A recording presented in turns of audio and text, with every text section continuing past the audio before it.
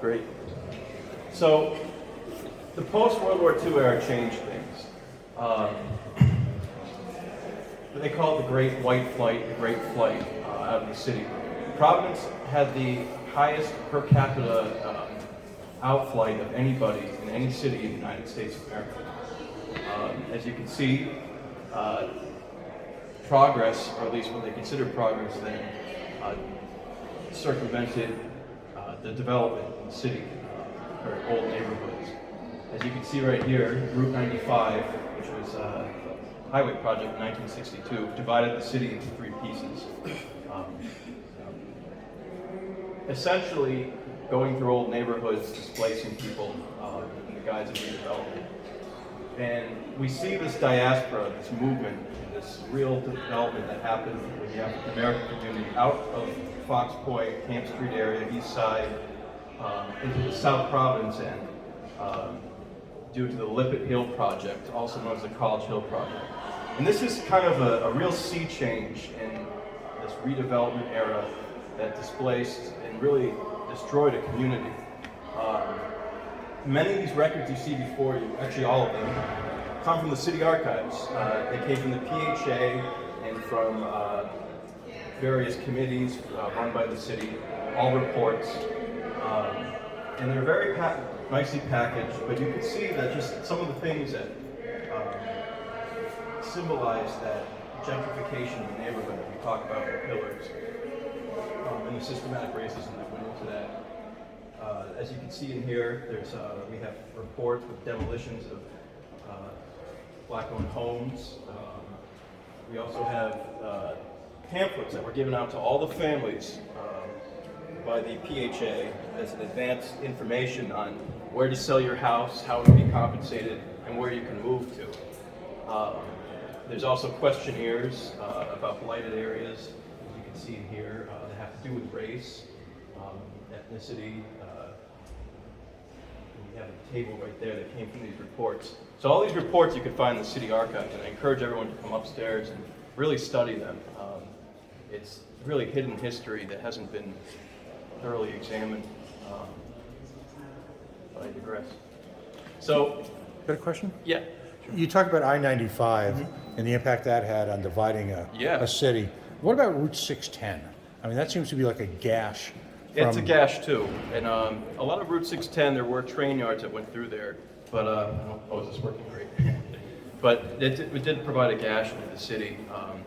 Both highway projects really divided the city into three pieces. It also destroyed the west end of this, or it destroyed different neighborhoods, like in the west end that went through there as well. So,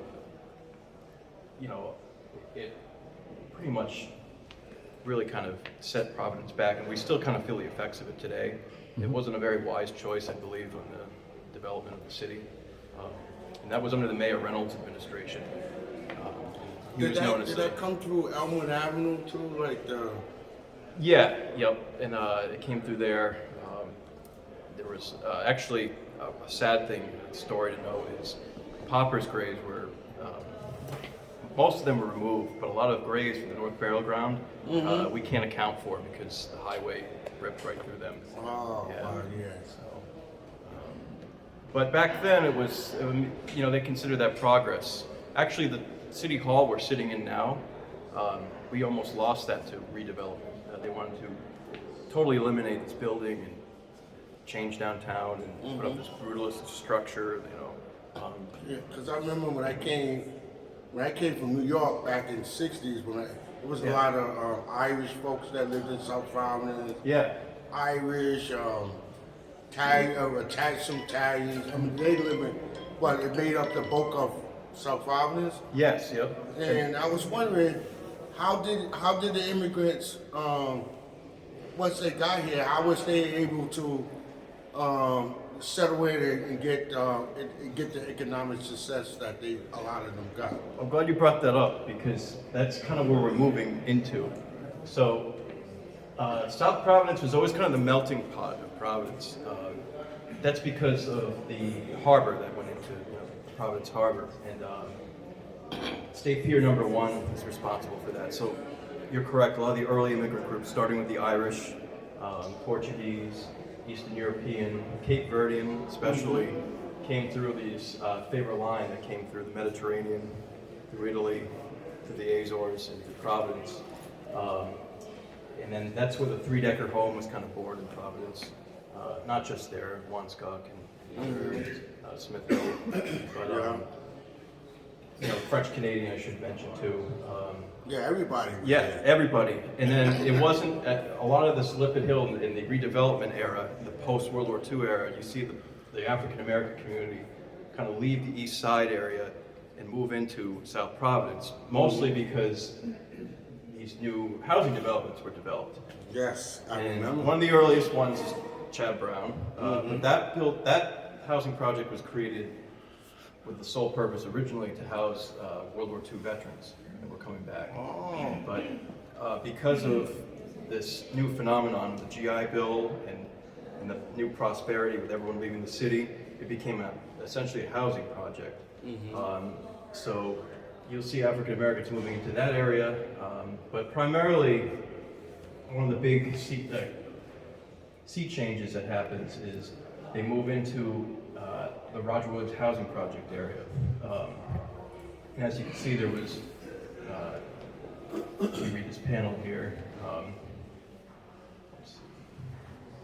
There was two wings by Rugby Street and by Pavilion Street, or Pavilion Street, sorry. Yeah, Pavilion, yep. And that's essentially what happened. It was neglected over the years, and you'll see that's where the fair housing movement strikes up, because again, neighborhoods, the community was segregated into these housing projects by the PHA, and that's where that, again, I keep emphasizing separate but equal.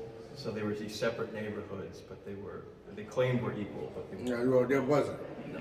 Yeah, But that was the hidden kind of that was a hidden systematic agenda. to tell you the truth, yeah. Right. What was their definition of equal? Like, can you? So that comes from this report actually, and what they're meaning is they can be equal as long as they're not segregated or integrated into the population. So separate but equal, which is kind of an oxymoron in itself, because that's an Well, impossible that task. sounds like a wishy-washy. you But know, this it's is coming something- from an era that, you know, was fraught with that kind of thing. Yeah. That be Yeah. segregated, all that, did that come from not having anybody to speak for you? Essentially, And and everybody ignoring you? Yeah. Everybody using you? yeah, South Providence was like, it was like a camp yeah, for black people. White people were all around them and they weren't allowed to live yeah, there. exactly. They couldn't cross Broad Street, they couldn't live on Broad Street. They couldn't cross Eddy Street, Yeah, but they couldn't live on Eddy Street. and that's the great, you know, ridiculousness of that state. And there is a quote from, I'm just surmising it from, not Mayor Reynolds, but from Mayor Roberts, through the PHA, claiming that, you know, that we can't really have these segregated blocks, you know, to integrate more. But that was a statement, it never really happened. PHA continued that idea that we have these, you know, segregated neighborhoods. Even Chad Brown. Yeah, told me Chad all Brown. white. Yep. Yeah, for a while, yeah. Not for what, for the longest Yeah. time. Until one black person moved in and all white people moved out. Yeah, yeah. And that probably spurs from that veteran housing that it was originally intended for. Well, actually, that's the way of the world of white people in color. When the person of color moved in and they all grew out. Yeah. Yep. Yep. And Living in the woods has got to be better than living next Yeah. door. and that's what leads into this fair housing movement. So, you know,